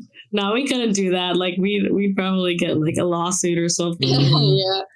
Or an actual lawsuit. At least it's like you associated to something that's like somewhat cool. It could have been a band name that turned out to be related to something problematic, and that would have been another story. That would have been bad. Like a tragedy or something, and you're like, oh my god, like that's my name. No, we can't do anything. No, I mean, for me, it makes it amazing. Like people who just want to look it up, and they're like, What am I looking at right now? The card game in like a metal, it's perfect. Like in the metal box. Yeah, that makes it even better. It's amazing. By the way, I'm just curious a little bit. Was it to go back to music a little bit? Was it because Slam Worldwide is pretty huge? Was it difficult for you guys to go in contact and organize that, or kind of happen, or you knew, or just talk to someone, or? Honestly, no. Like if you just DM the account, like I will get back to you like pretty soon after. Oh wow! Okay. Yeah, it's because it's pretty big. I mean, yeah. We were definitely we were like, oh, do we email? Do we try to message them on, like, we didn't know how to approach it at first, but we just did both. And he ended up responding to the DM first. And we just like started communicating through there. Because I feel like that it was the perfect place for you guys to you know, and I've looked at the comments, and I guess you probably did, and people really, the consensus is just like, that's awesome, that's freaking sick. So it was clearly the right crowd, you know, I think to put your video. So I love reading the comments. We get a lot of comments that are like, "You guys aren't fully Slam. Why is your band?" Okay, yeah. Well, all right, whatever. Yeah, that's what it is. Like, do you want us to change our name to Deathcore Witch? Like, that's not going to work. No, not no, really. It's very clearly like a play on words, anyways. Like, it doesn't, you know, it's not that deep. It's chill. Like, yeah. But it's funny how like elitists like get pressed about it in the comments, and we're like, okay.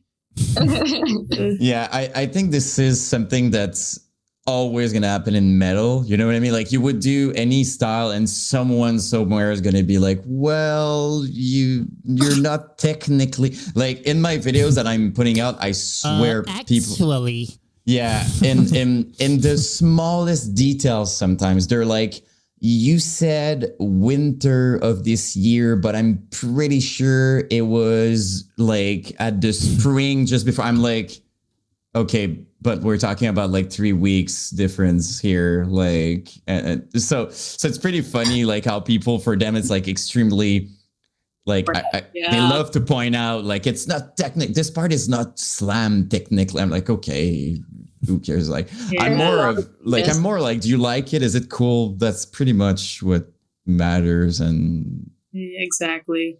Like, dude, if band names too. I mean, dude, yes, there aren't that many good band names, you know, like they're all kind of ridiculous. It's all kind of either a bit cringe or lame, or, you know, like these super like metal band names. Yes. It's like, oh, whatever. Yeah. Like who's really like, who's the, you know, the death metal band name police here? Like, come on, it's just a name. Like, it's pretty, it's pretty funny when people get, you know, caught up with all those things. And but it's something way more serious than what it really is, you know. No, for sure. And even, I swear, the amount of times, because I'm doing on my channel, I'm doing like top breakdowns, because I was missing that in the MySpace era. There was a big thing like top 10 breakdowns, like top 10 FV breakdowns, whatever. So I started redoing that and kind of goofing around. So many people are telling me, you should have put this breakdown. This band is heavier than this band, and this, like, this, technically this band is not even deathcore. I'm like, like, it's just a few choice of song. Like, it's fine. Like, I didn't say it was the top 5 breakdown of the world, but people really, you know, they got caught up on. People will always have something to say. Doesn't matter what you do. So exactly. Just do it anyways. I'm sure somewhere in the world, someone is like, Archspire is not technical. Like, like there's, people it's the word that I see them like really often is overrated. Like, people are like, that's overrated. That's overrated. And they're talking about like amazing bands. Most of the time they're like, oh, they're overrated. They're not overrated. They're just awesome. And that's basically what's happening. There's, you know, so. And it's cool, by the way. You have a few thousand views and stuff like that. It's like, I was looking at the video and the comments and stuff. It's actually, it's cool. I keep telling them that I can't wait for you to just blow up, and then you could play here. That would be awesome. That is, you guys can dream. We want to get out of the country, so hopefully that's like a next year plan and stuff. That would be amazing. I mean, you guys have an amazing start. I don't know if we asked like when you guys started, but it's not a long time, right? Like, so I mean, we started when, honestly, like maybe a couple months after we met, which was like 2022, like, right? Like, or like January 2022. So this year, I guess. Kind of. Well, yeah, like we fully like started like with a full band like this year. Finding members and like actually getting to it seriously and stuff, I guess. Yeah, me and Frankie met over Instagram. Actually, I messaged her when I like got into my first semester of college, and she had already been one semester in Boston. And I was like, I noticed you like metal, and I don't know, like I just got here. I want to make metalhead friends. And then we met up and stuff, and I was like, I play guitar. She's like, I really want to do vocals. And we lived in like the same like dorm, but like it was the same exact room, just like 5 floors away from each other. So all we had to do was like take the elevator up and down. And we just started jamming like Dying Fetus and stuff. And we got a noise complaint. We did a noise complaint. It was bad. That's when you know. Yeah, we were going hard on like a Tuesday night. People were trying to sleep, and we were cranking it. But yeah, then we finally got members. Like I think like February, like the next semester rolled around, and we were like, all right, like let's like do something serious. And that's when we actually started. We scrapped all the songs that we had from before, and we started fresh. When our drummer joined. And then it kind of got together. The pieces started falling in, and we played our first show in March something. Then we had like a little period of like rest because we went away for the summer. But we did a tour. Well, we did one tour in the summer, and then since we've been back, we did like kind of a tour, and then we did like an actual tour. I guess I would say like we went like in June. We went to like New Hampshire, some more places in Massachusetts, and then we went to Miami, and then at the end of the summer we went to Ohio, Philly, just all these places a little west.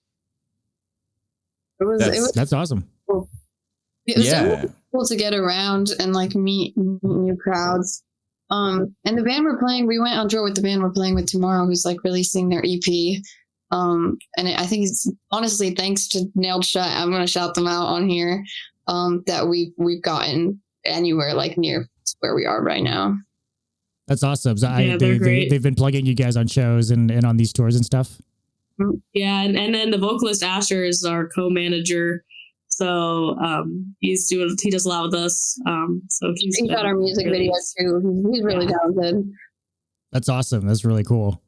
Yeah, I mean, like it's any like small gesture or stuff like that's what gets you where you want to go. Like all those moments where people like just, I wouldn't say help you out, but like, I mean, just like give props or talks about you in a good way. And so you never know, like it takes sometimes like one person who hears the word and starts and that's it. Or like just one band sometimes that's like, I love those guys and we're bringing them, like stuff. Yeah. So you never know. So it's starting out, like it goes such a long way for like us, like even the little help, like we could get you on a bill. We were like, oh my God, like thank you so much. For helpful when you're starting out, like help. Yeah, because that's the thing now, right? It's you're competing for everybody's attention, right? Like everybody's like scrolling and they have so little time to give each post. So like it sometimes it's not even a matter of like, are we doing something good or what? It's like, are people hearing it? Are the right people hearing what we do? And so that's why it's very often just a matter of time, and the right people hear it and it grows and that's it. We were talking earlier about Psycho Frame getting more and more traction and they're pretty recent too, right? So like, it's like, it just takes some people to like hype you up and talk about it, and it starts and then you get where you're going to go. So I was reading the comments and a lot of people are saying Myspace Deathcore is back under your video, by the way, which I think is awesome. To hear that. Yes. Actually, we're doing a tour with I was in a band in Miami for a short little while. I don't know if you guys have heard of them. They're called The Lilith's Demise. Oh yeah, we listened to them on stream the other day. That's awesome. Yeah, I think I was about to say I did a song with them and the music video and stuff, and we're actually going to go on tour with them, like do all of Florida in spring. So we want to have like whole MySpace revival bill with like Tracheotomy and Manticore too. Oh, yeah. Hell yeah. It's a secret though right now. It's not announced. So. This is live, guys, by the way. Just saying. I know. I mean, it's okay. It's okay. People don't tell it to people like be. We're not going to post it. No one's going to know. No, it's so cool though. No. Bookers, promoters, get at them. That's what it needs to be. Yeah, if there are any bookers, promoters watching, Exactly. Our DMs are open, our emails open. Exactly. No, but for sure, like on at least as I said on my side, I'm really going to try my channel just at least to put more eyeballs on what you guys are doing. But I think my channel is a great. I mean, you're doing Myspace inspired type of deathcore, and my whole channel is basically dedicated to that. So if there's people who can appreciate it, I mean, like it would make sense. But I would love to see, Slamwich just, get out there. Thank you. That would be great. We love your channel. I mean, I think it's so cool that you're like highlighting Myspace Deathcore specifically, because not enough people talk about it. It's really, really unique. And it's something that's super special to us. So, we love that you're like emphasizing it and highlighting it. Thank you. I never thought I would do something like that, if I'm honest, because I don't like, as much as I love talking with people, being the center of something is never like, I'm not really into that. And I was like, oh my God, it's going to be me talking the whole time with my French accent and all. I was like, I don't know. And at some point I was just like, no one is talking about how Whitechapel was amazing, like Suicide Silence, Mitch Locker, like legendary person. So I was like, I don't know, I'm going to try and see what happens. And I swear, just like 1 month later, I had like, I think 4 videos. I received a message from YouTube and they're like, okay, we're going to start pushing your videos. And I think that nice. So I'm like, what is even that? And from day to day, I started having like a couple thousand views and stuff. And I like the bands I would do the videos on, like, I don't know if you know, I Declare War, like they were around there. Okay. Like super heavy, sick freaking band. And like I've been into this band for a long time, and I do a video about them, and then they reach out to me and they're like, your information is good. And all those amazing moments keep happening. So it's like, to me, it's kind of the proof that someone had to do, like, it's important to properly document this amazing era and give not a lot of videos back then, so it's so cool that you're doing it now. Yep. And I grew up watching like YouTube videos. That's how I found out about like so much music, just like metal YouTubers. So that's really awesome. That's awesome. Thanks. Yeah, it's crazy. Also, like, as I was saying, dumb, like this morning I was talking with like Alex from Despise Icon. Like, we did a video call. I was like, wow. what is happening right now? And he's the most like humble, super nice person. But for me, like, I was listening to Despise Icon. I was 15 or something, and so all those amazing moments make it like it was never a question, is it worth it? It was more of like, how do I do it properly? Like with the image and stuff like that. But it's been amazing, and a lot of great moments. And I love what we're doing right now. Like, I mean, I've discovered you guys pretty recently, but just knowing that you would come here and stuff, and with Dumb, who I don't know how he can tolerate hearing me talking for like 8 hours, but here he is. And all of this is just crazy. I haven't fallen asleep once yet. It hasn't happened pretty yet. Good. So something's right. Pretty good. It's probably going to happen if we're being honest. No, but it's just, I wanted to, I don't know if it makes sense, but I wanted to give back. It was very special for me. So I was like, I'm going to do something to honor it. And that's pretty much how it started. And I'm not done yet. I mean, there's so many freaking band I need to do. I'm working on something more underground. Do you know Rose Funeral? They were around. Yes, okay. I saw them recently. Okay, I'm working on this one. I'm very excited for it. It's so freaking heavy, and I wanted to bring this band up because I felt like your style of breakdowns. If you listen to Rose Funeral, you like the vibe you guys have in your breakdown is like, it's not the same, definitely. But I mean, you have like this type of vibe in your like your final breakdown. And the song is kind of Rose Funeral is it's freaking sick. So I'm excited. What's that? There's that one album I frequented a bit. I forget what it's called, but it's like with like God's Demise or Bombing the Masses.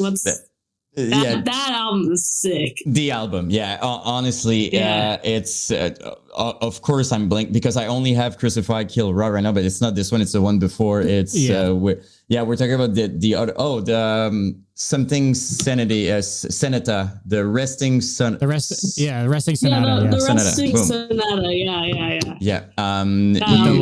The like tree yes. like branches and shit. Best believe the brown. The roots. Yeah. Best believes I'm going to pronounce it terribly in my video, but it's still going to be, I'm really praising that album a lot in my video. Like, I'm like, this is the album for me. And this vocalist, Tim, on this album, they have this weird story. They changed members a lot, and Tim was there and then he wasn't there. So like, but it's him on this album, and it's just like the whole song, like God Demise. It's like, you're receiving like punch in your face or something. It's like, it's so heavy, super good. And they're still around today, which is kind of... I saw them at Milwaukee Metal Fest and they were really good live. I just like, it was crazy to see like it's almost like they stayed in the era, kind of like. Awesome. Yeah. Suicide Silence was like, okay, they've evolved, but Rose Funeral was like still like gave the same energy of like that. That's what I love to hear. I'm gonna give the same compliment to. I saw a few performances of Waking the Cadaver, and it feels like people have so much fun at their show. Like you see people on stage, it's like there's people everywhere. I think they have this thing that hardcore community have, which like a lot of people on the stage and like people running around and stuff. Waking the Cadaver always looks like that. Like he's giving the mic a lot, and he's just like. Yeah. Feels like a bunch of friends just like you do the pig squeal. Just do it. Can I ask a technical, like not really technical, but just like a vocal technique question to you as a vocalist? Is that okay? Sure. Yeah. Okay. I'm a fan of Inhale, like Waking the Cadaver is doing inhales and stuff like that. I'm wondering, your pig squeals, exhales or inhales? It was a question of mine that I really wanted to ask. So they're exhales. So I used to do inhales a bit, like when we were first starting as a slam band. Like I was really inspired by Snuffed on Sight, like because I know that vocalist does all inhales. But then I just was, practicing my like fry vocal technique, and like I just could morph it into something that sounded like an inhale, but it was an exhale. And I was like, okay, there we go. Now I can work with something. So you're doing excel, like even the part that where like the long part you're doing the song is excel, if I understood properly. Yeah. Oh my God. Okay. It's super impressive, honestly. Like honestly, I was betting on it. I thought it was inhales, if I'm honest. Really? Yeah, no, really. I really thought it was some inhales vocals. So it's even, which I think is your goal probably is to sound as gnarly as, so there you go. Now I was curious because, for example, I think Job for Cowboy, it was excels, right? But yet it sounds really like, it sounds like legit. Yeah. And then you have Waking, who goes more in the inhale. So it's always different. And it's often hard to tell, if I'm honest, like, at least for me, I'm like, I didn't know. I thought Waking was Excel for the longest time. I honestly thought they were Excel too until you just said that. So I mean, he came to correct me. I'm not kidding. Like I love Waking so much that I just uploaded one of their old performance for some reason. And he comes like someone, of course, was bashing him for cupping the mic, which I'm like, are you serious? And it's a video from freaking 2009, whatever, but he's like that. And my answer was like, I don't care what he does with the mic. It sounds freaking beast and amazing. It was my response. And he came to say like, by the way, because some other people were debating, and he's like, no, I'm doing Excel on other parts, but those were inhales. And then after that, he did a video to explain it. After this interaction, like 2 days after, I think he did a whole video, and he's like, oh, wow, I'm not doing excels. I'm doing inhales. I don't care. People say it hurts. I've been doing that for years. And I mean, if it works for him, it works. Like, exactly. And no one can tell me that it doesn't sound cool. I mean, come on. Like, he's like, to me, he's like one of the masters of inhales or something. Like, it's super cool. He inspired me to go back to my inhales because I stopped for a while, and like I'm actually recording some music, and I went back to those gnarly just because I was like, you know what? Yep, I'm gonna do that. So I just thought it was cool that he would do that. That he would just be like, I'm doing inhales, I don't care. I don't know. I thought it was pretty cool. I definitely felt the pressure to be like, learn how to do an exhale. Like it's not normal, or it's not like healthy to do inhales. But you know, that it makes me glad to hear that Waking does inhales too. Like, but yeah, I don't know. I feel better though. I'll be honest that I do exhales instead of inhales because I don't know. They also I think just work better for me now. Like it's just how I guess my vocals have evolved. It's totally fun. If I'm honest, like you're doing pig squeals, that sounds like inhale. I think it's the ultimate goal. I mean, you're using like a technique that you know for a fact it's not hurting. You're using it properly. You can do it as much as you want to do it. I think that's the goal.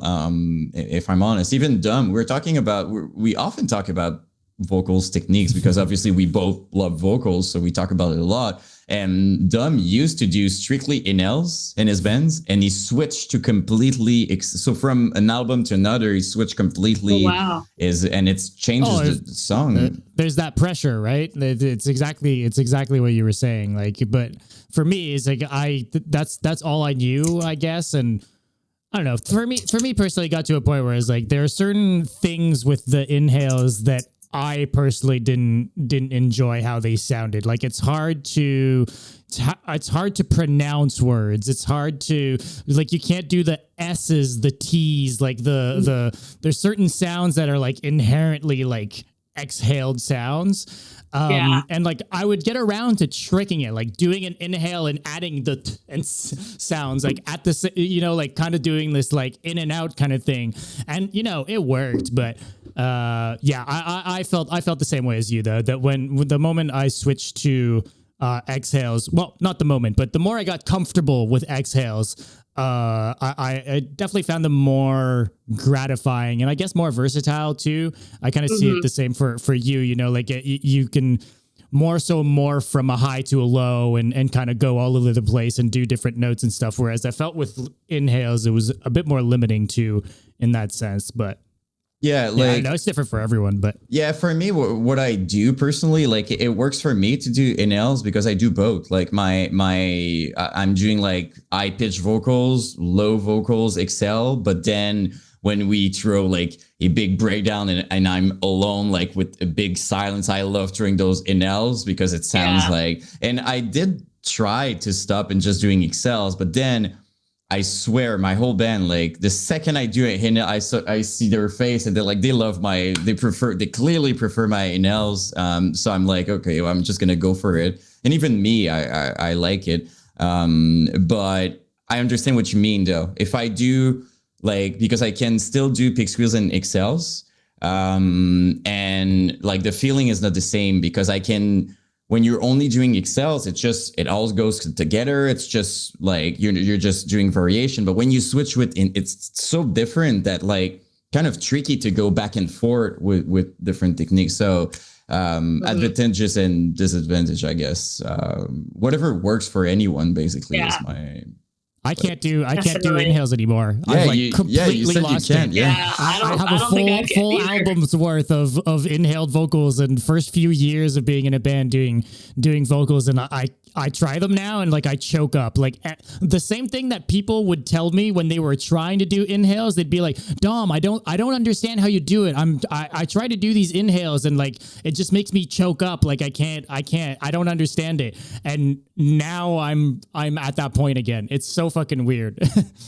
It's a weird thing. Let's be real. It's kind of weird. Like doing inhales is it's different. It's not like when you're doing excel, it's like you're pushing, like you're controlling a technique, doing something. But inhales, it's just like it's hard to explain. You feel it in your like throat, like in the back, and it's like if like when like I don't know, when I used to do it or when I see like friends try to do it, they always like cough. It's like that's like the reaction. Yeah.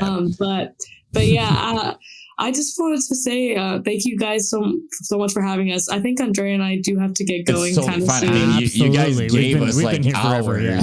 I mean, it's way more like we've been happy with like an hour, and you guys just stayed and chilled. I usually actually ask people beforehand how much time you guys have, but I forgot to do that with you guys, so we've just been rambling, I guess. No, but it's been fun. It's been super great to talk to you guys. Had a lot of fun talking about stuff. Thank you so much. Same. It was very cool for real. As I said, I'm gonna like in the next few weeks, I'm gonna like do a little like I don't know if you saw my like short for Psycho Frame that I say Myspace Deathcore back. I'm gonna do something for for you guys, like something cool that I'm gonna think about something, and I'm waiting for your merch. I'm really excited for you guys to have merch. Your logo is for the first time on Saturday. Tomorrow, that's when we get it. There we go. Perfect. And I'm hoping for one day, at least one shirt with a sandwich on it. It would be. It'll happen. Okay. Perfect. Yeah, I'm gonna buy it for sure. But thank you for real, and it was extremely interesting. Also, like, just want to say like your perspective on stuff, and thank you for answering basically every single thing we asked. It was great. It was very cool. It was really fun, guys. Thank you so much for taking the time. Have a great rest of your night. Thank you. You too. Thanks. Bye.